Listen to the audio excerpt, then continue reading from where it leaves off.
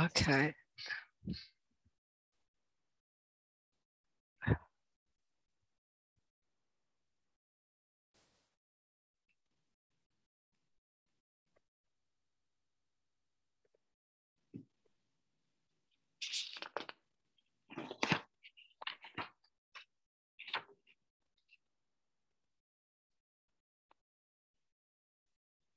Okay.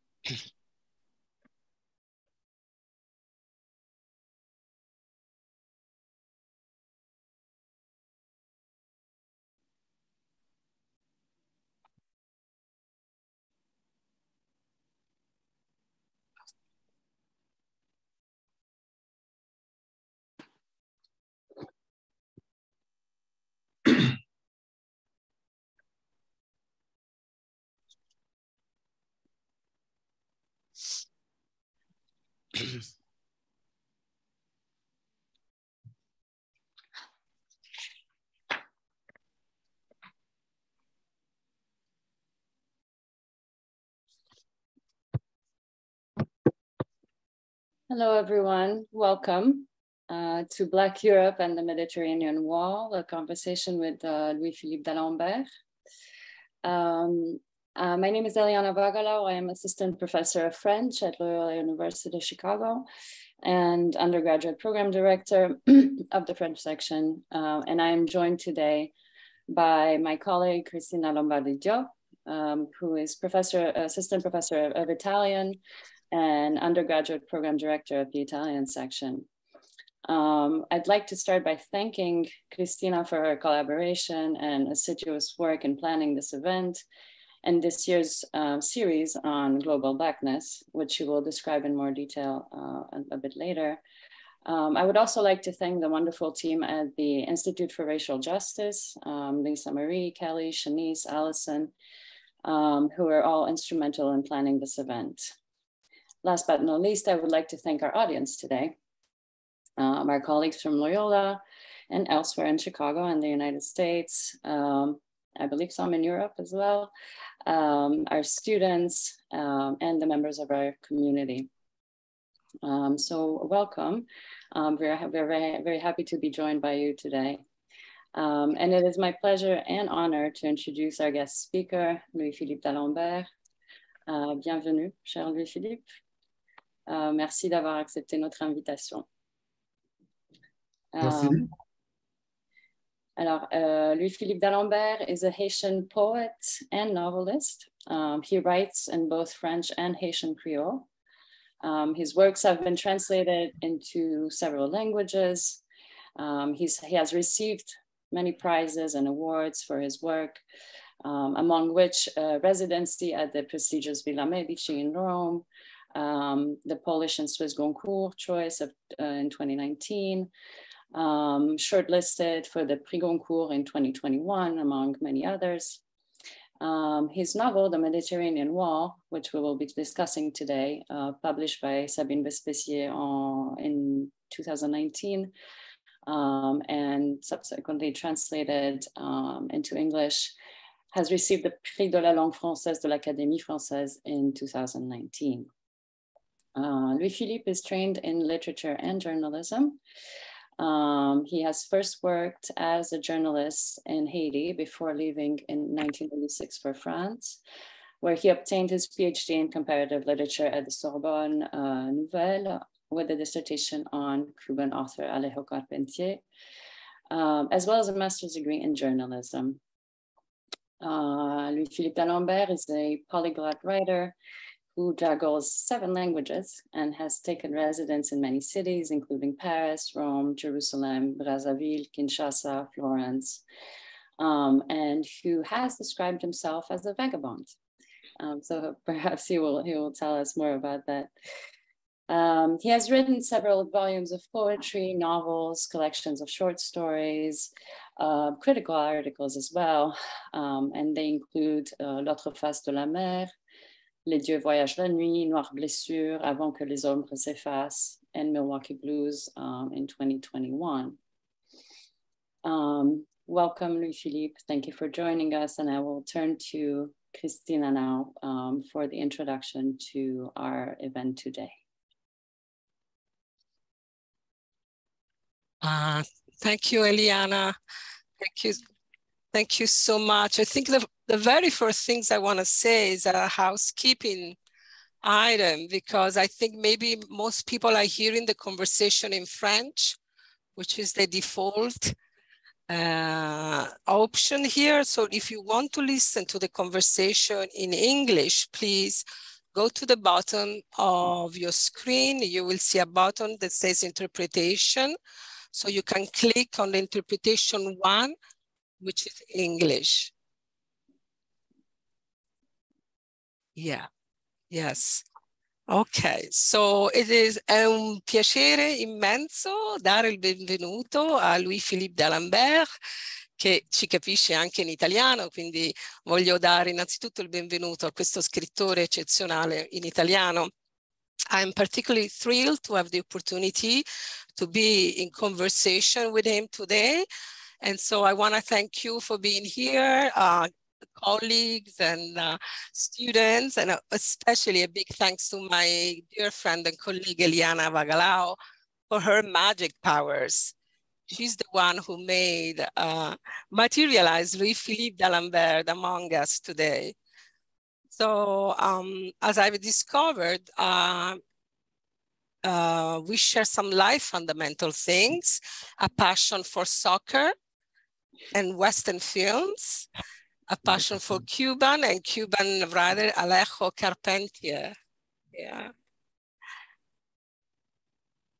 So Black Europe and the Mediterranean Wall inaugurates the Global Blackness Initiative at Loyola. It's a 2022-2023 series of events that celebrate and discuss Blackness in its global instantiation.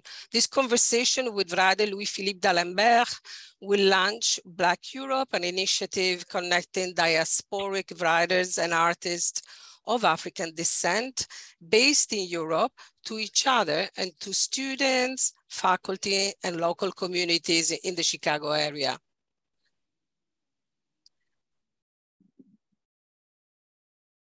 It will culminate in the Black Europe Symposium, a 2-day conference taking place in person on the Lakeshore campus on March 23rd and 24th into 2023. So please join us for this culmination event on our Lakeshore campus. We'll hope to see you all there again.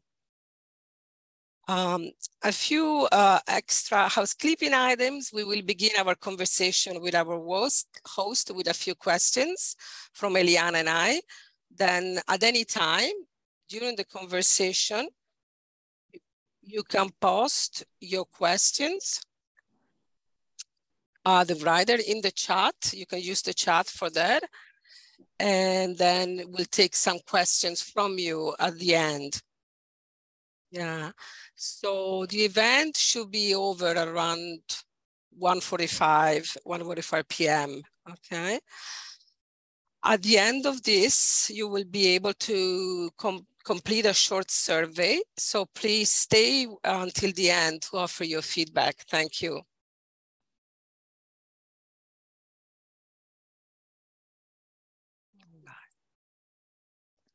All right, I have the honor of beginning with the first question. So your novel, Les Murs Méditerranéens, addresses a very urgent topic, one that has a global resonance. It is the abuse and violation of basic human rights for migrants who cross by land and sea to enter Europe. I would like to ask you about the process of writing the novel and the relationship between the factual and the fictional, about the real events that inspired you and your imagination as a writer. So if I can recap quickly for the audience, you have based this novel, as you explained to the reader at the very end through the appendix, on an episode of violence that occurred in the Mediterranean in the summer of 2014. And so according to the reconstruction of the witnesses, in fact, at least 60 migrants crossing the Mediterranean on a trawler were stabbed and thrown into the sea by the smugglers. Smugglers that were transporting them from Libya to Lampedusa. Now, they were trying to reach Italy and they eventually landed in Lampedusa. So they were then rescued by a Danish oil tanker, and then eventually reconstruct the testimonies of the survivors. And in the novel, you reconstruct these horrific events through the perspective of two characters, Shoshana and Semar, and then Dina, of course. And we all know the novel ends with the landing in Italy, but we also know that the smugglers were condemned to 25 years by an Italian judge. Now, I would like to ask you, what difficulties did you encounter in recounting the terror of the reality of this episode in fictional form? How was your career as a journalist allowed you to transition between news and fiction? And what have you learned in the process? Oui. Bonsoir à toutes et à tous d'abord. Et merci à vous deux, merci de me recevoir, de m'accueillir et de me donner cette opportunité de pouvoir parler d'un roman qui me tient à cœur pour plusieurs raisons. Mais pour répondre à votre question, il est évident que je ne saurais pas écrire ce roman-là seulement à partir de faits divers, à partir d'une réalité. Ce serait trop facile ou trop simple, j'ai envie de dire. J'ai pu écrire ce roman justement parce que c'est un sujet, le sujet de la migration, le sujet des gens qui quittent un endroit pour aller à un autre endroit, c'est un sujet qui m'habite depuis très longtemps. Je n'ai pas découvert ce sujet-là avec le fait divers dont vous avez parlé, qui est arrivé en 2014. C'est-à-dire que c'est un sujet qui me travaille depuis très, très longtemps, d'abord personnellement, mais j'ai envie de dire aussi collectivement. Pourquoi je dis collectivement? Parce que je suis américain, quand je dis américain au sens continental du terme, pas au sens des États-Unis d'Amérique. C'est-à-dire qu'on sait que comment les gens qui ne sont pas ce qu'on appelle en anglais des natives, comment ils sont arrivés sur le continent américain.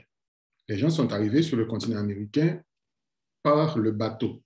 Et dans ce bateau-là, il y avait des gens qui voyageaient sur le pont du bateau et des gens qui voyageaient dans la cale du bateau.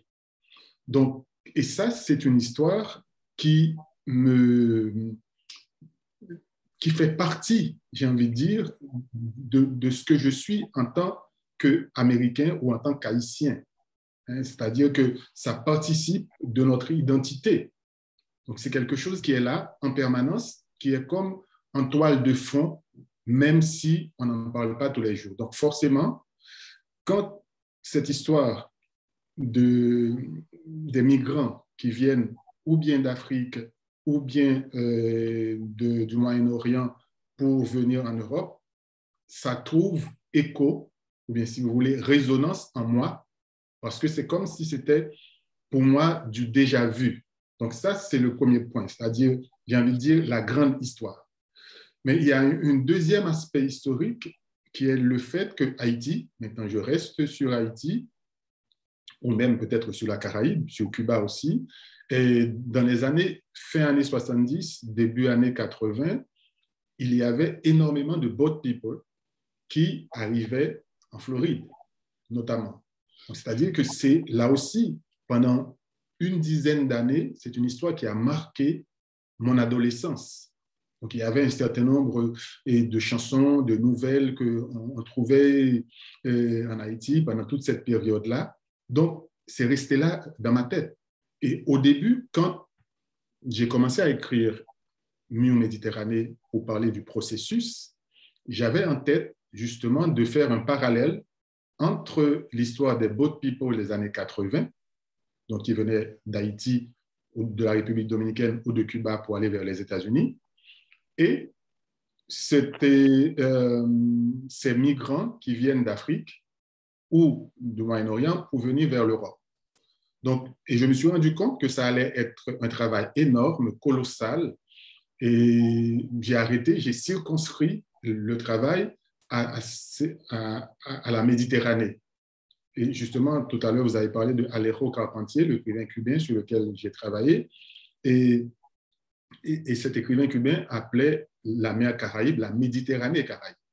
Donc, l'idée pour moi était là, c'est-à-dire que je suis quelque part travaillé par cette histoire, ces deux aspects de l'histoire, donc, comment dire, la traite négrière, le voyage de la traite négrière et l'histoire des boat people dans les années, comment dire, 70-80 surtout, et dans la Caraïbe. Et forcément, c'était plus facile pour moi à ce moment-là d'écrire l'histoire des migrants qui venaient en Europe. Et vous l'avez souligné aussi, le fait que j'ai un passé, si vous voulez, de journaliste et j'ai souvent besoin d'aller sur le terrain. Et pour écrire ce roman, j'ai séjourné pendant plus de mois à Lampedusa, justement j'ai besoin dans des romans comme celui-ci, d'être vraiment sur le terrain pour pouvoir sentir un peu ce qui se passe et arriver à écrire mon histoire. Merci. Thank you so much. Merci beaucoup, Louis-Philippe. Je pense que tu as déjà commencé à répondre à une question que j'avais plus tard, justement, sur le rapport entre la crise migratoire en Méditerranée et ce qui se passe aujourd'hui en Haïti, d'ailleurs, pas seulement dans les années 80, mais aujourd'hui. Mais avant cela, je voulais te poser une question qui revient beaucoup dans nos conversations avec nos étudiants en lisant ton roman, qui est celle du choix d'aborder le sujet par le biais des histoires de 3 femmes. Donc, on a Shoshana, Semar, Dima. Ce ne sont pas seulement 3 femmes, mais 3 femmes de pays différents, de statuts socio-économiques différents, de religions différentes, de langues différentes. Et donc, on a l'impression que le chalutier devient une tour de Babel. C'est vraiment un haut lieu de l'intersectionnalité. Et donc, je me demandais si tu pourrais nous parler de ce choix de centrer les histoires des femmes dans ce récit? Pourquoi ce choix et qu'est-ce que ça t'a permis de faire? Oui, et le choix est bien sûr, comme pour tout choix, c'est pas quelque chose on se lève un matin et puis on décide d'écrire, du moins, moi, je n'arrive pas à écrire comme ça. Encore une fois, c'est des choses qui sont là depuis très, très longtemps, qui nous traversent. Et moi, il se trouve que dans ma vie quotidienne, j'ai côtoyé beaucoup de femmes, surtout enfants. C'est-à-dire que j'ai grandi avec énormément de femmes. Mais on n'est pas obligé d'avoir grandi avec des femmes pour pouvoir écrire un roman de ce type-là. Mon idée, c'était quoi? C'était que dans des voyages comme ça, au départ, les femmes représentent un élément, entre guillemets, faible, j'ai envie de dire, parce que ce sont des proies et pour les passeurs, pour d'autres hommes qui sont là. Donc, ça demande encore plus de courage pour pouvoir partir, pour pouvoir accepter de faire ce voyage-là. Et puis, j'ai envie de dire souvent, dans des pays où il y a autant de difficultés, peut-être ça, c'est mon passé, c'est le fait peut-être d'avoir grandi avec des femmes, c'est aussi mon côté haïtien, c'est-à-dire que quand il y a, dans un pays où il y a beaucoup de difficultés, les femmes sont souvent les dernières à partir. Et quand elles décident de partir, ça signifie malheureusement que la situation est très, très, très grave. Donc, j'avais envie de mettre, comment dire, l'accent là-dessus et aussi de souligner une chose. C'est qu'en général, quand on regarde sur Internet, on regarde à la télévision, par exemple, on voit toujours des migrants et pas des migrantes.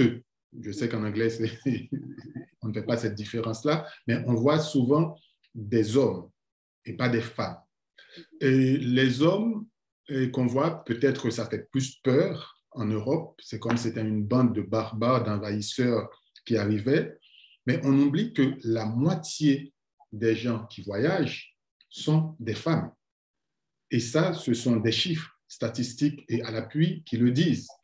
Et quand on voit souvent, comment dire, on voit souvent des femmes qui arrivent sur ces bateaux-là avec un bébé au sein. Mais ce ne sont pas des femmes qui ont pris ces voyages-là. Et ce ne sont pas des femmes qui ont fait ces voyages-là avec un enfant en bas âge. Ce sont des femmes qui souvent, malheureusement, ont été violées en cours de route, parce que ce sont des voyages qui vont durer 2, 3, 4 ans avant d'arriver à destination. Donc, j'avais envie de souligner cet aspect-là, de dire que parmi ces migrants-là dont on parle, il y a des migrantes, il y a donc des femmes, et la moitié d'entre eux, ce sont des femmes. Donc ça, c'est la première chose. Et aussi l'idée de mettre l'accent, vous l'avez dit, tu l'as dit, sur leurs origines et sur les langues qu'elles parlent, sur comment dire, leur religion. Pour moi, c'était aussi, là, mon propos à moi, d'apporter un discours cette tour de Babel dont vous parlez, qui est l'idée que dans ce voyage-là, il y avait des femmes, celles qui sont plus, on va dire, aisées, qui voyagent sur le pont, et les autres qui sont moins aisées voyagent dans la cale du bateau, mais en fait, elles sont sur le même bateau. Et si le bateau coule, tout le monde coule. Donc, c'était ça l'idée de départ, mais en accentuant le rôle des femmes, d'une part, pour résumer brièvement, de souligner que la moitié des gens qui font ce voyage, ce sont des femmes, et les risques qu'elles prennent encore plus que les autres, et le fait que l'endroit d'où, si elles voyagent, ça veut dire que la situation est vraiment désespérée. Et pour moi, c'était important de faire en sorte que ces femmes-là portent ce message-là, et ce message à la fois de désespoir, mais en même temps et ce message, j'ai envie de dire, d'humanité, parce que malgré le conflit qu'il a pu y avoir entre elles, et malgré tout, elles finissent à la fin du livre plus ou moins par avoir une forme d'empathie l'une et envers l'autre. Merci beaucoup, Louis-Philippe. Et je vais juste ajouter, avant de passer la parole à Christina, que justement, en dépit de toutes ces différences, vraiment énormément de différences entre tous ces personnages, il y a comme des réseaux de solidarité qui se créent face à cette... et ces scènes incroyables où, par exemple, deux d'entre les femmes prient en leur langue différemment, mais ensemble quand même. Donc, elles se rencontrent sur un plan spirituel, même s'ils prient à des dieux différents, même si elles prient dans des langues différentes, etc. Donc, oui, mais c'est surtout ça l'idée. Le fait de dire que j'ai beau prier dans une langue différente, j'ai beau parler une langue différente, mais encore une fois, on est tous et toutes sur le même bateau. Et ce n'est pas par hasard aussi qu'il y a, j'ai mis ces religions-là, c'est-à-dire les fameuses 3 religions révélées, comme on les appelle, même s'il y en a d'autres, le judaïsme, l'islam et le christianisme. Mais à un moment donné, il y a même au moment où il y a un des passagers qui meurt, il y a cette prière-là, mais il y en a un qui fait une prière vaudou. Mais c'est justement l'idée de montrer qu'on est tous, vraiment tous, c'est sur le même bateau. Et à un moment donné, quand il va, falloir fomenter la révolte, c'est le cœur des esclaves de Verdi, il va pensiero, comme on l'appelle en italien, qui arrive et pour justement montrer que c'est vraiment un monde, une tour de Babel, comme tu dis, mais c'est vraiment un monde où nous sommes tous sur le même bateau et qu'à un moment donné, il faut bien qu'on puisse se parler, qu'on puisse s'écouter pour pouvoir avancer, sinon tout le monde coulera. Merci. Yes, thank you so much. Well, it is true that, in fact, the news, I have prepared my students for this talk, and so we watch documentaries especially by the British and American press about the Mediterranean migrations. And one of the documentaries we saw by The Guardian, it's all about men. And my students were, whoa, why are only men?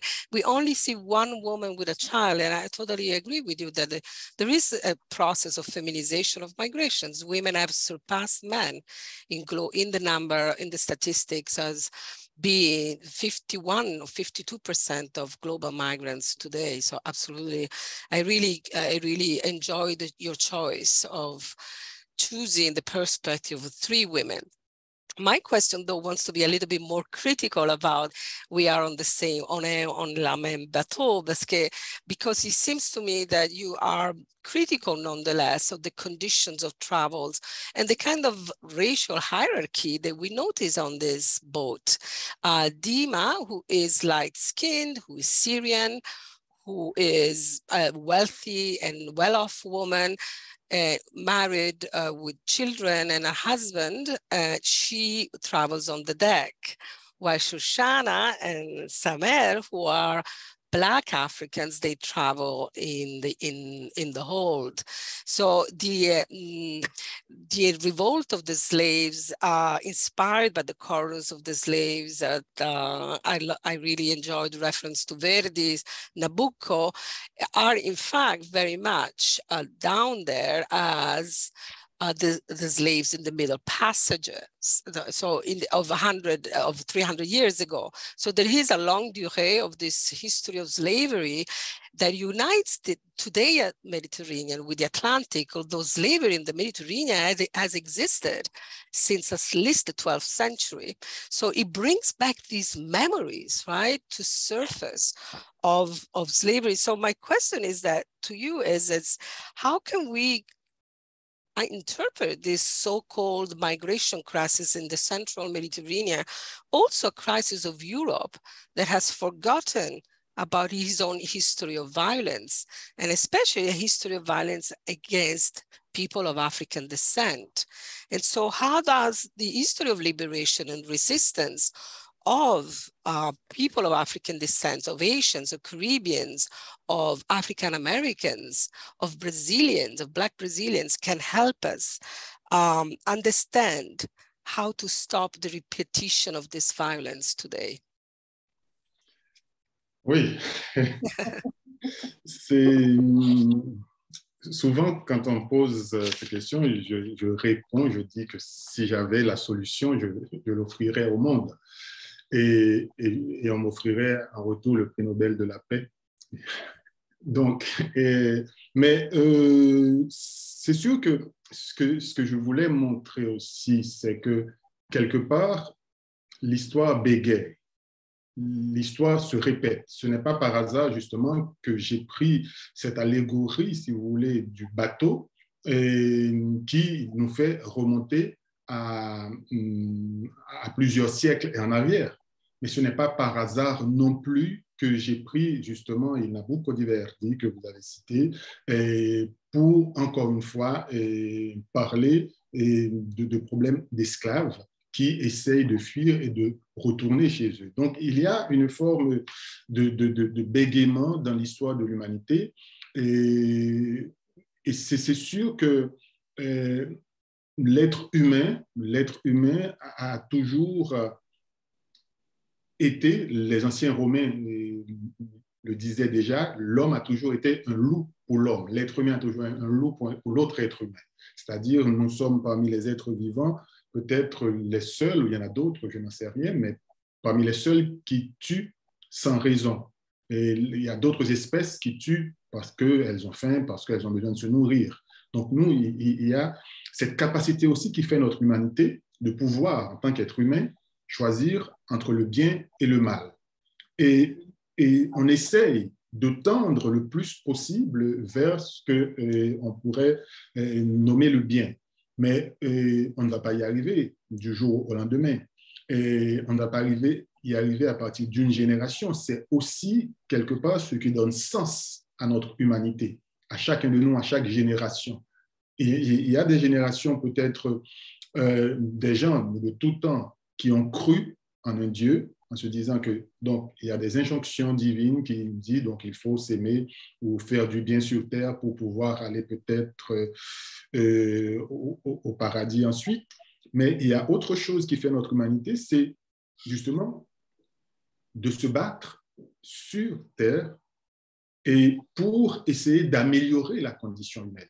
C'est-à-dire pour faire en sorte que justement, on puisse regarder l'autre, qu'il soit de couleur de peau différente, qu'il soit de religion différente, qu'il soit de sexe différent, et que je puisse le regarder comme un autre moi-même.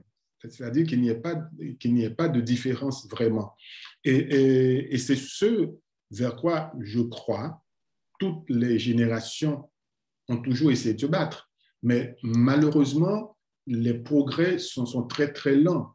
Il est plus facile d'arriver à des progrès technologiques, c'est très rapide, hein, ça va très vite. En 30 ans, par exemple, on est passé des machines à écrire mécaniques, puis électroniques, puis des ordinateurs avec hard disk qui étaient à l'extérieur, avec des floppy disks. Les zooms.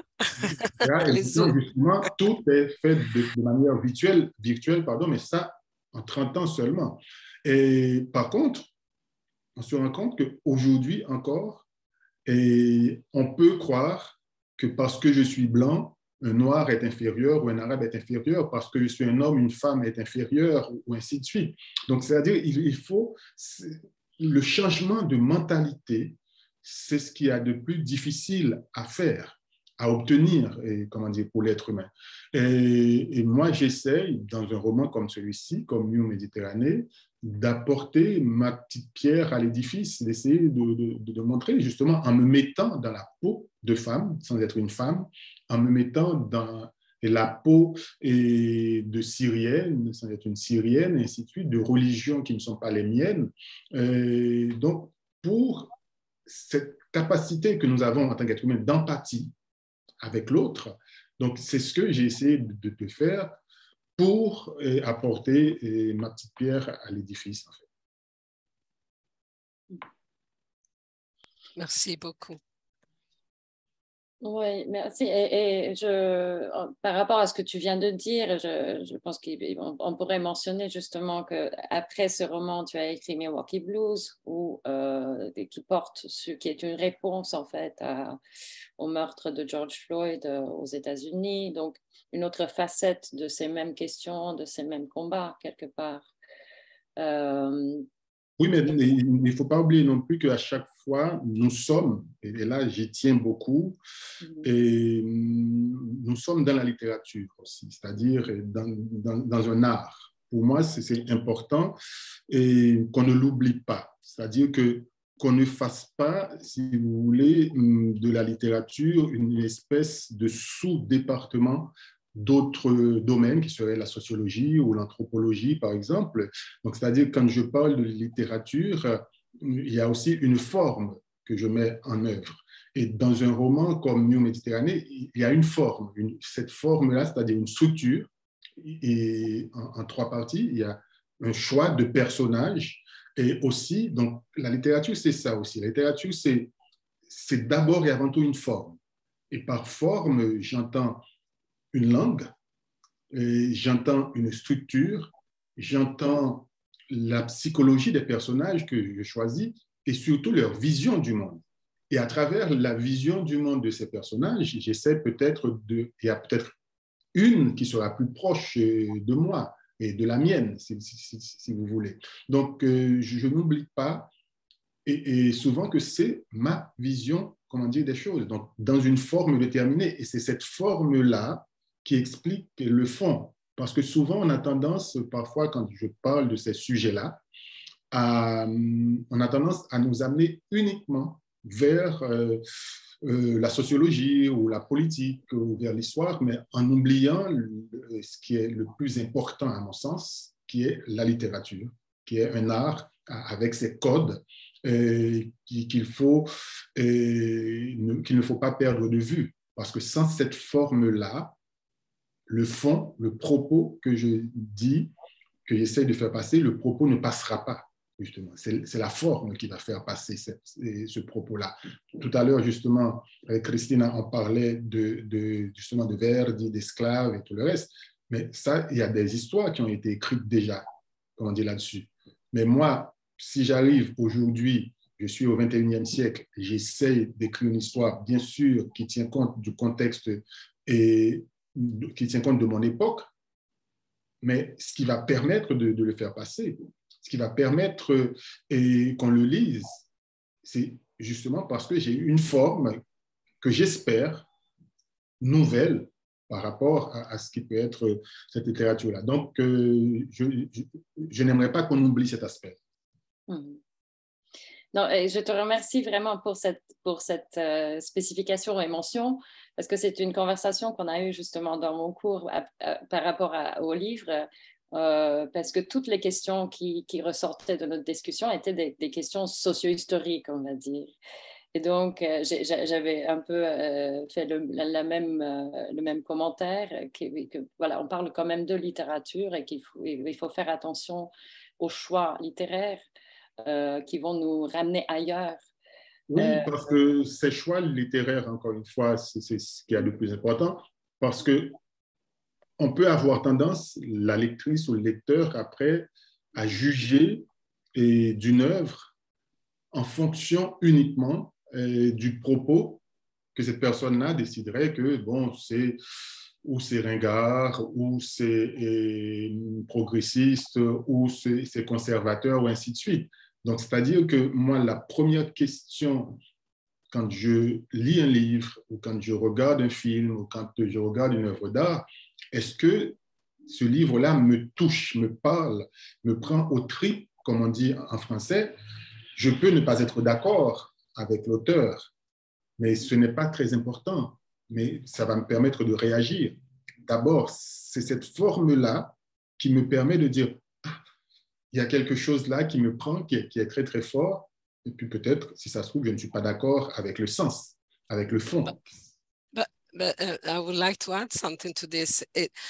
It's very important also, though, la scelta del soggetto, la choix du sujet, parce que so many writers would not write about the Mediterranean migrations or exile, or take the perspective of those who are silenced, who don't have a voice. And you have done that, and you have done it through a form that actually arrives to the reader, and in a way that other forms of denunciation of violence, denunciation of what's happening today in the Mediterranean do not necessarily achieve the same empathy, the same results. So the choice of the form is linked to your choice of content, and it's incredibly courageous to be able to face the terror and the violence of some of the things that you describe, but put them in a form that allows the reader to identify with the characters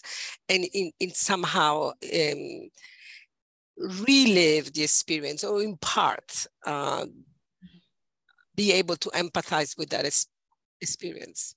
Yeah. Oui, so je suis en partie d'accord avec ce que vous dites, c'est-à-dire, bien sûr, il y a le choix que je fais parce que je suis ce que je suis. J'ai une histoire, j'ai une conscience, et si vous voulez, politique qui est là, qui est évidente, que je ne peux pas, comment dire, cacher, entre guillemets. C'est-à-dire que quand j'aborde ces sujets-là, je les aborde, bien sûr, en fonction de la réalité et qui est ce qu'elle est.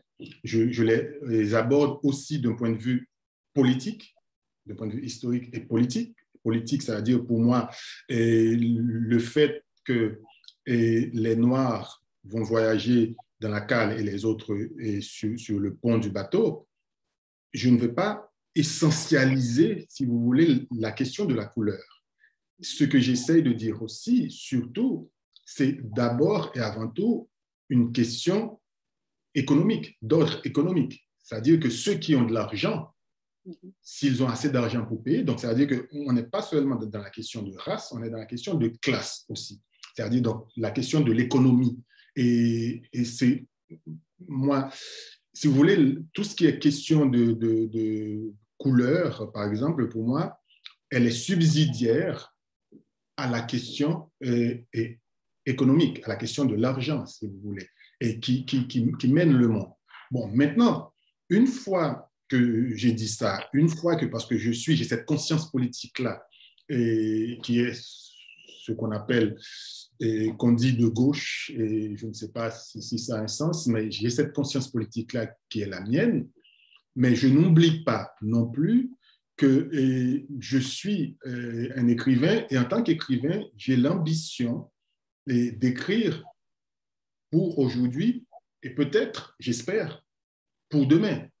Quand je dis pour demain, c'est-à-dire que j'espère que moi, j'ai découvert ce que je pourrais appeler la grande littérature de la prose, pas de la poésie, et de la prose au cours de mon adolescence, mais à travers les grands auteurs russes.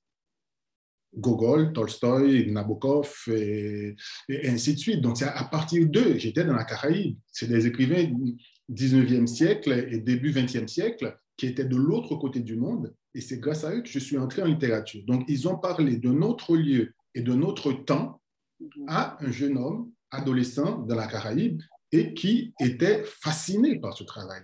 Donc, autrement dit, si moi j'écris aujourd'hui, maintenant, toute modestie mise à part, c'est-à-dire que j'espère, peut-être que ça n'arrivera jamais, mais j'espère que dans 100 ans, dans 150 ans, on pourra lire ce que j'écris. Donc, c'est en ce sens que la forme est importante et qu'on n'est pas uniquement dans une histoire. J'espère que dans 100 ans, il n'y aura pas de crise de migrants entre l'Afrique et la Méditerranée. Donc maintenant, qu'est-ce qui restera à une lectrice ou à un lecteur qui lira ce roman-là? C'est-à-dire que comment cette lectrice ou ce lecteur va pouvoir s'approprier, comment dire, ce travail-là.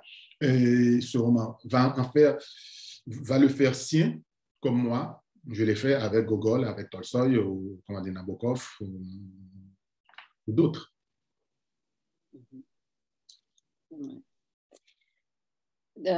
Christina, tu voulais ajouter quelque chose ou c'est bon?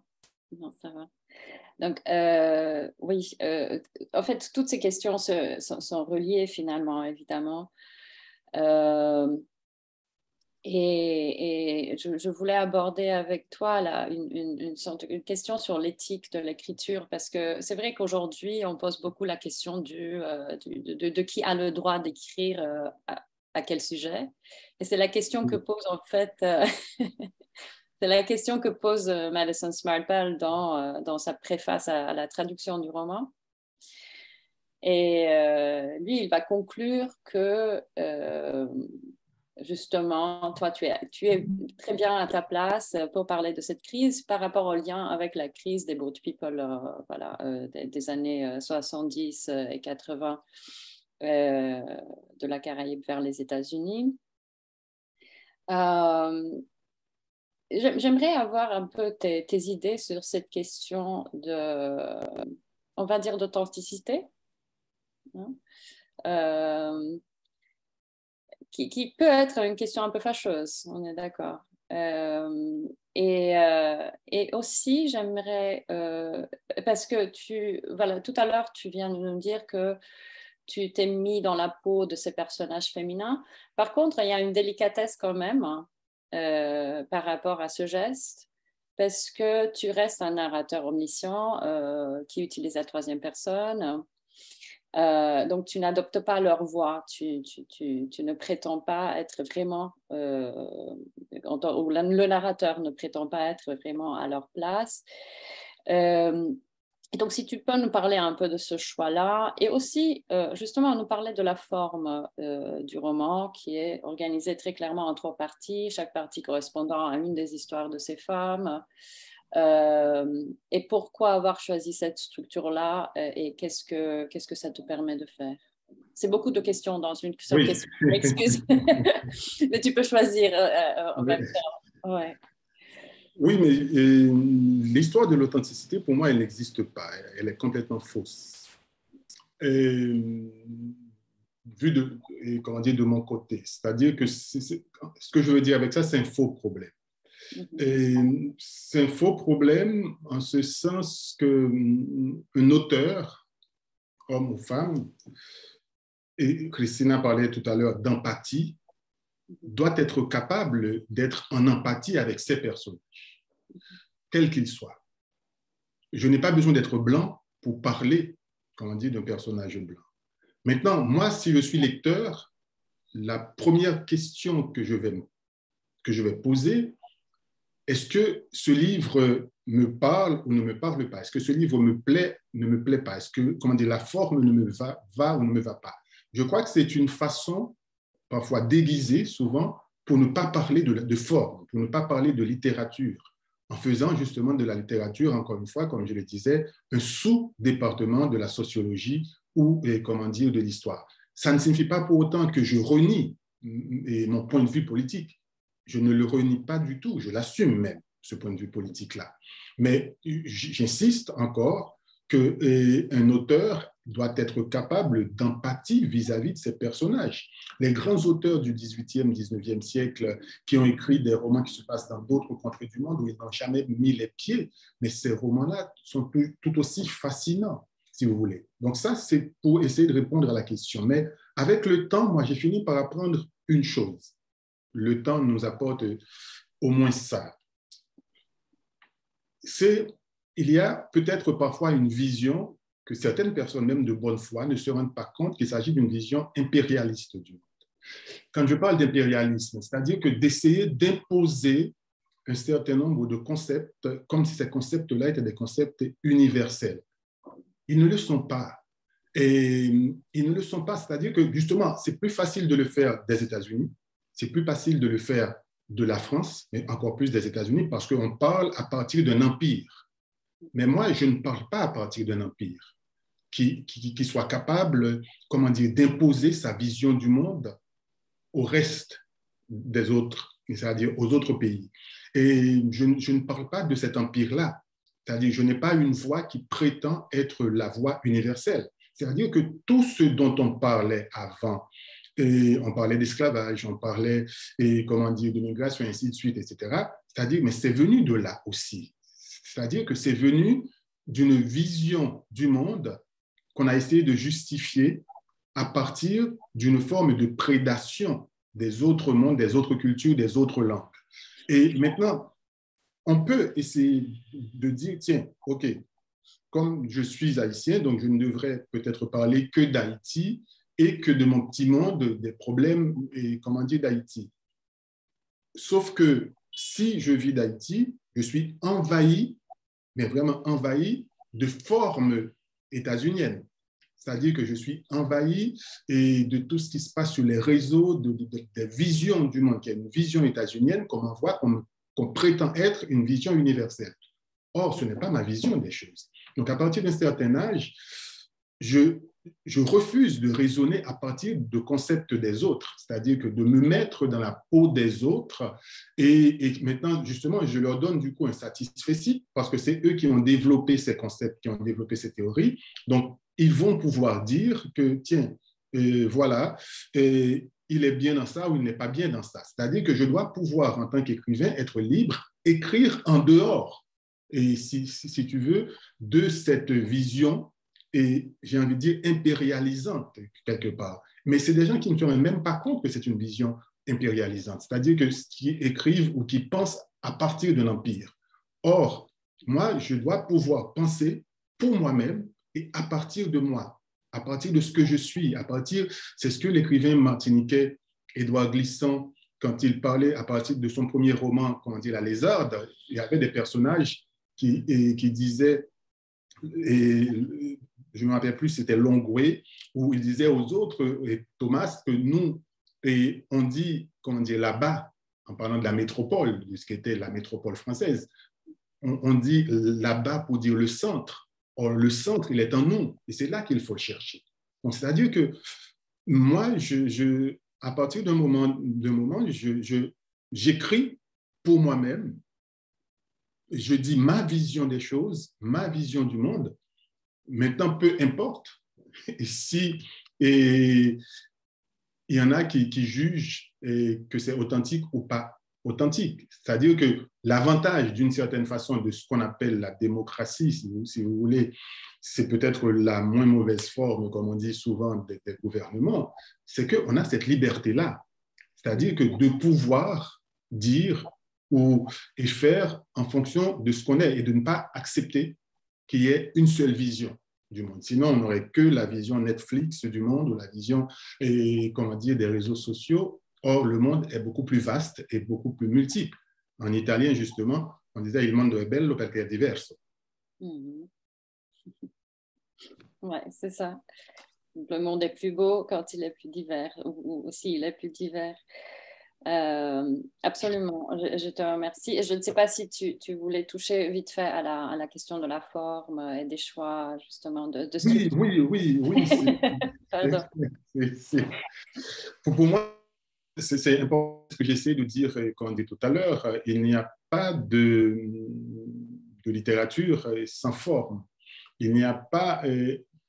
souvent, quand j'imagine que tous les auteurs diront la même chose, ou encore, je ne sais pas, beaucoup d'auteurs, je peux passer des mois à réfléchir à un sujet, mais tant que je n'ai pas trouvé, comment dire, la forme, ou d'abord la langue, le ton, et je suis encore très loin du travail. Mais une fois que j'ai trouvé le ton, même si je n'ai pas écrit, j'ai écrit à peine une page, j'ai l'impression que la moitié du travail est déjà réalisée.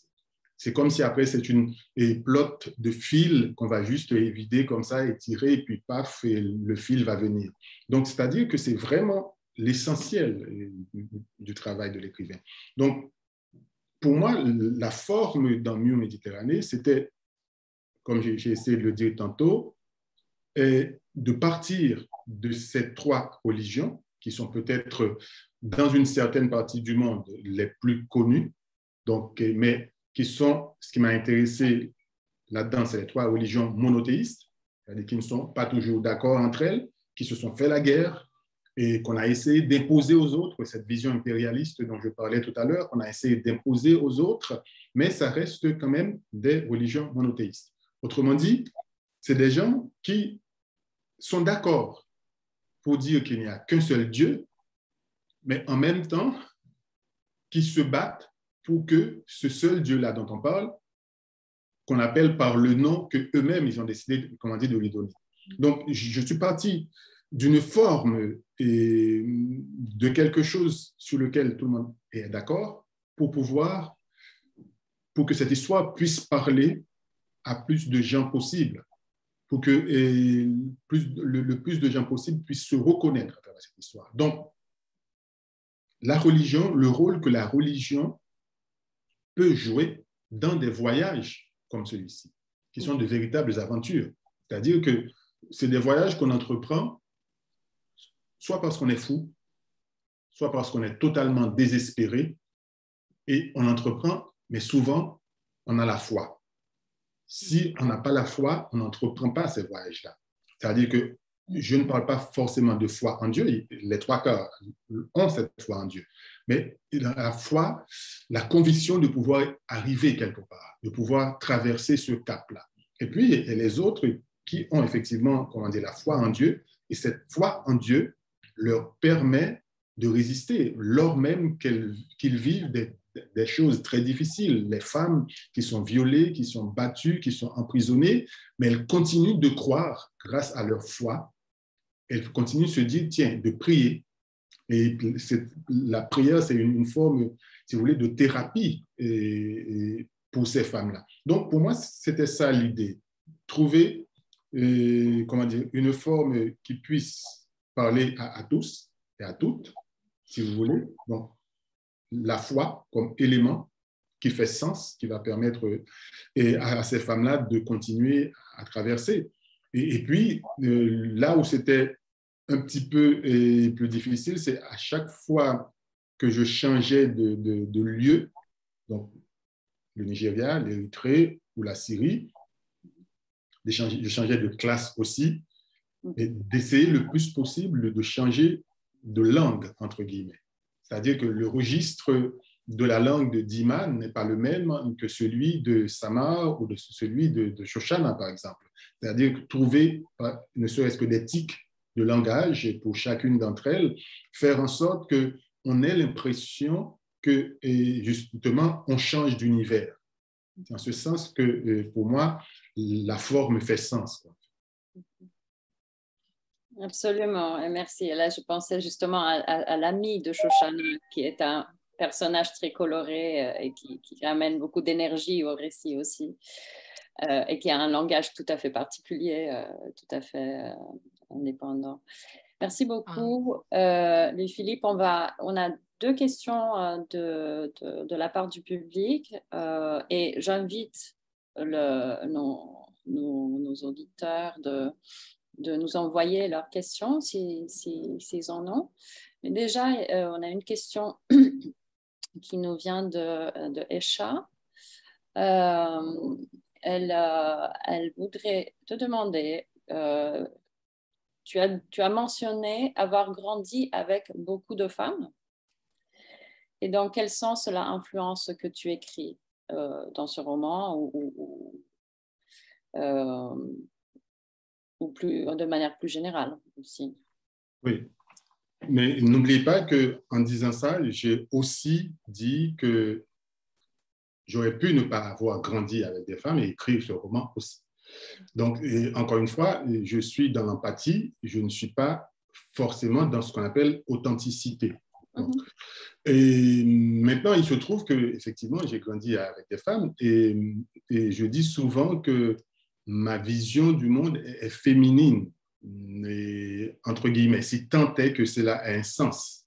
C'est-à-dire que j'ai été très tôt, très jeune, confronté à cette réalité-là. C'est-à-dire que j'avais, comme adulte autour de moi, j'avais des femmes. Donc forcément, je voyais le monde à travers leur regard en tant qu'enfant. Et je ne voyais pas une femme ou un homme, je voyais un adulte. Et comme je voyais une adulte, donc je regardais le monde comme cet adulte me montrait, comment dire, le monde. Je voyais le monde à travers les yeux de ces adultes-là. Et je crois qu'en écrivant le roman, Et je vais aussi, ou je suis allé puiser justement dans cette réserve-là que, comment dire, j'avais. Mais encore une fois, je me répète, il y a d'autres personnes qui ont écrit des romans où les personnages principaux sont des femmes sans avoir, comme moi, grandi dans un univers féminin. Flaubert. Exemple. Pour commencer, non? Non, c'était juste, c'était peut-être au-delà de ce roman en particulier, c'était juste pour parler de cette influence, est-ce que ça voulait dire dans ton parcours d'écrivain? Il y a une deuxième question qui nous vient d'Elena Spilotti. Vu que tu as cette formation de journaliste, que tu es journaliste aussi, où se trouve la limite de la littérature par rapport au journalisme? Et sa question continue, elle est en anglais, donc je vais te la poser en anglais. Should they stop at the description of this tragedy or go ahead and make suggestions on how this tragedy could be minimized, journalists? Which is even more dramatic if solutions are there, but they are not implemented. For example, by decisively supporting the economy of the countries they come from and promoting democratic values wherever possible. Alors, quelle est, j'imagine que la question c'est... Oui. Non, le fait d'être journaliste, ça m'a toujours aidé, m'a beaucoup aidé. Et d'une part, comme je l'ai dit tout à l'heure, pour certains romans, pour certains seulement, j'ai besoin d'aller sur le terrain, donc d'être là, de sentir le terrain. Et c'est comme ça que peut-être les idées viennent.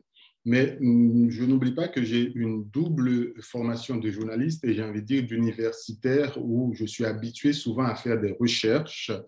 Mais c'est des recherches finalement, ou même le fait d'être journaliste, qui, quelque part, me servent de béquille, en fait, au fond. C'est-à-dire que si j'aborde un sujet en tant que journaliste, je vais réunir un certain nombre d'informations. Je vais chercher plusieurs sources, comme on dit, trouver des sources, et essayer de voir ce qui a été dit par telle personne ou tel journaux, ce que font tous les journalistes, hein, c'est-à-dire pour écrire Mur Méditerranée, j'ai lu énormément d'articles de presse. J'en ai lu en anglais, j'en ai lu en italien beaucoup pour voir comment les Italiens ont rendu compte de ce naufrage. J'ai été chercher pour voir comment les Danois, vu qu'ils ont été sauvés par un pétrolier danois, comment les Danois ont raconté cette histoire. Comme ça s'est passé en 2014 et ça n'a pas concerné vraiment, la France, j'ai trouvé très peu d'informations venant de France. En fait, mes principales sources pour ce sujet-là, au départ, c'était souvent des sources italiennes, danoises et justement de certains de ces pays-là qui venaient de la Méditerranée. Donc, ça m'a aidé. Mais ça m'a aidé, sauf que le journaliste, il est souvent factuel. Et il est factuel, il peut avoir une opinion, mais souvent l'opinion va se retrouver dans un éditorial. Mais on a des types d'articles qu'on va écrire. On va écrire, je ne sais pas, une enquête, un reportage, un éditorial ou une analyse, et ainsi de suite. Alors que le roman est, à mon avis, plus total. C'est-à-dire que c'est à la fois factuel, parce que j'en mets, mais c'est aussi un regard, donc une vision, et souvent, et surtout et encore une forme.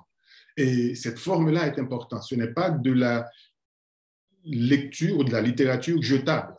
Quand j'écris ou quand j'écrivais, du temps où j'étais journaliste, je n'avais pas de prétention littéraire. Je savais que l'article allait être lu, jeté. Par exemple, aujourd'hui, je vais lire des journaux, je cherche juste les informations dont j'ai besoin. Je dis, bon, voilà, les faits, c'est ça, j'ai appris telle chose. Mais dans un roman, je ne peux pas. Comment dire, même quand le roman fait semblant de n'être que factuel, mais le côté factuel, comme c'est par exemple chez Truman Capote, par exemple, Et c'est devenu une forme déjà. C'est-à-dire c'est un choix de faire en sorte que ce côté factuel devienne forme et cette forme devienne sens. Donc, pour moi, c'est ça. C'est-à-dire qu'à un moment donné, je m'échappe de la, et comment dire, des faits bruts comme je peux les avoir eus, et après, je les transforme, je les mastique presque, j'ai envie de dire, pour que ça devienne quelque chose de littéraire. Merci beaucoup, Louis-Philippe. Et j'ajouterais aussi qu'il il ne faut pas oublier que tu es poète aussi. Et il y a des passages extrêmement lyriques dans le roman. Et le roman permet aussi cette inclusion-là, chose que j'imagine on ne pourrait pas inclure dans un article de presse. Non, justement. Voilà.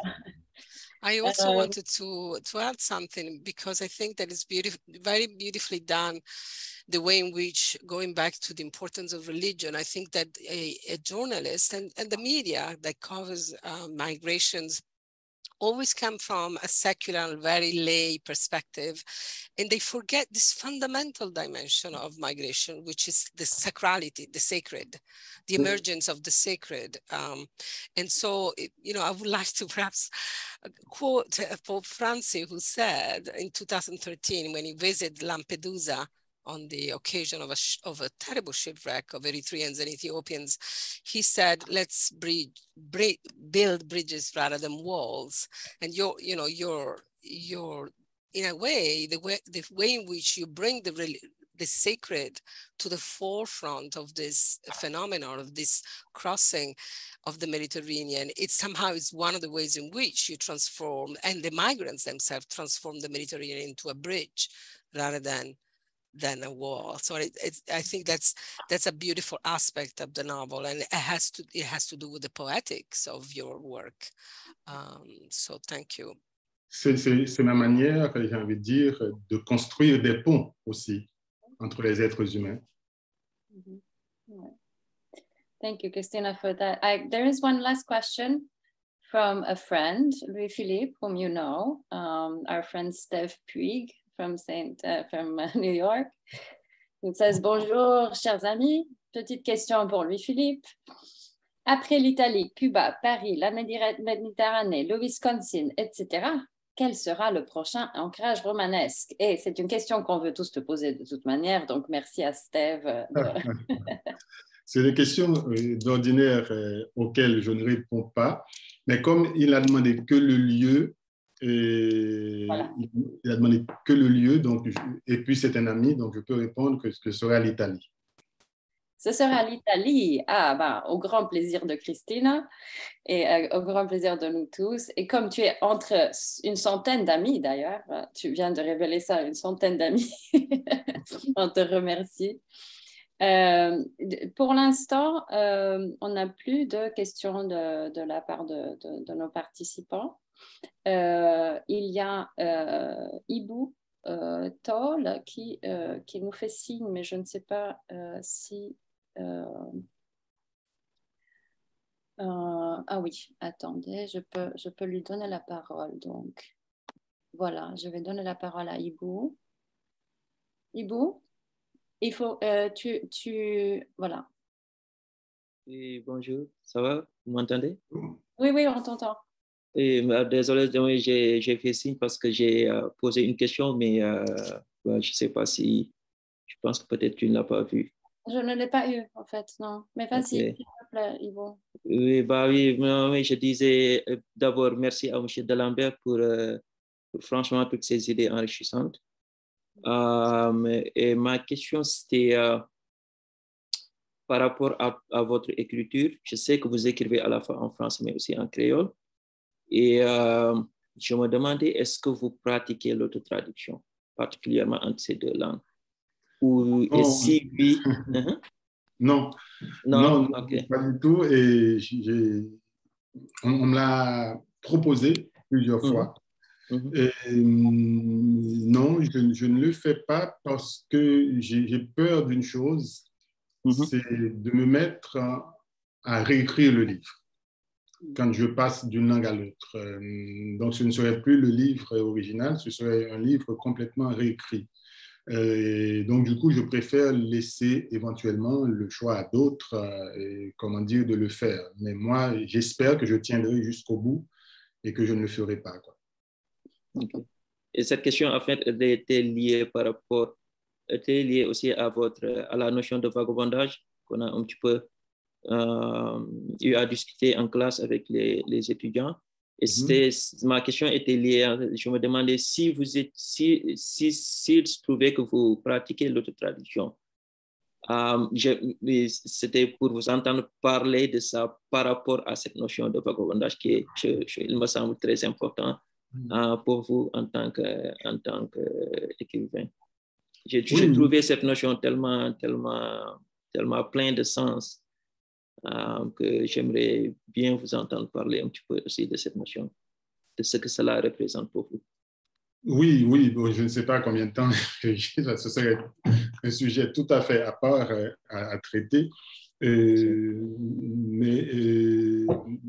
le fait déjà pour moi de passer d'une langue à une autre langue, c'est ce que j'appelle aussi une forme de vagabondage en fait. Mais ce qui est intéressant dans ce vagabondage-là, quand on passe d'une langue à une autre langue, c'est quelque chose qui me plaît beaucoup, mais on se rend compte quand on travaille, par exemple, sur un pays donné, il y a des idées, des expressions, des mots, des pans entiers de mots qui nous viennent dans la langue où se passe le pays, si on connaît, comment dire, la langue de ce pays. Et dans ce cas-là, après, il faut les transposer dans la langue dans laquelle on écrit.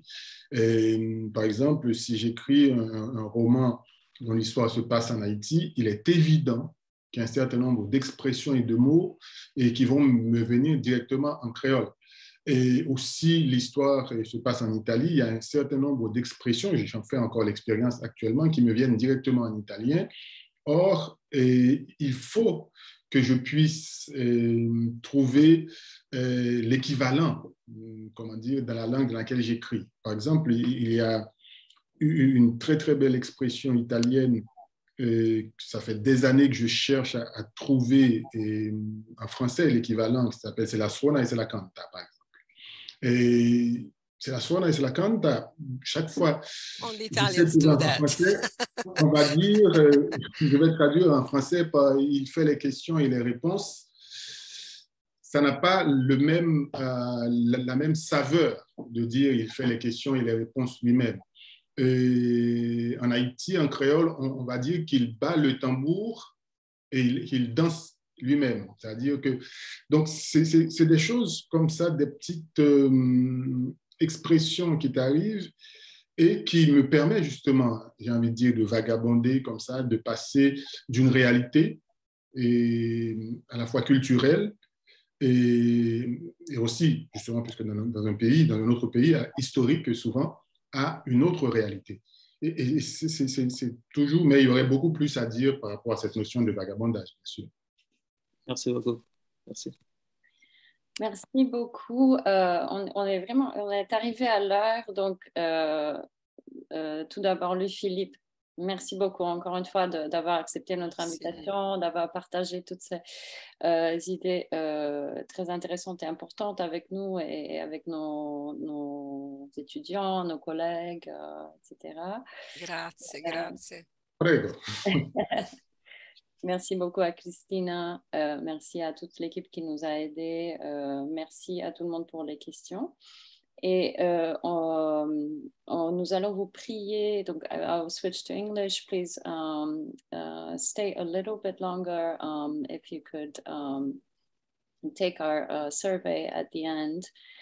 And before that, I would like to mention our sponsors and thank them, the Institute for Racial Justice, the Department of Modern Languages and Literatures, the CAS Dean's Office, the Provost's Office, the Honors Program, the Department of Global and International Studies, so many who have come together to support the series and this event. So thank you again. Merci beaucoup, Louis-Philippe. Merci à vous de m'avoir invité. Et à très bientôt pour tout le monde. Merci, au revoir. Merci. Thank you. Grazie. Arrivederci. Oui, arrivederci.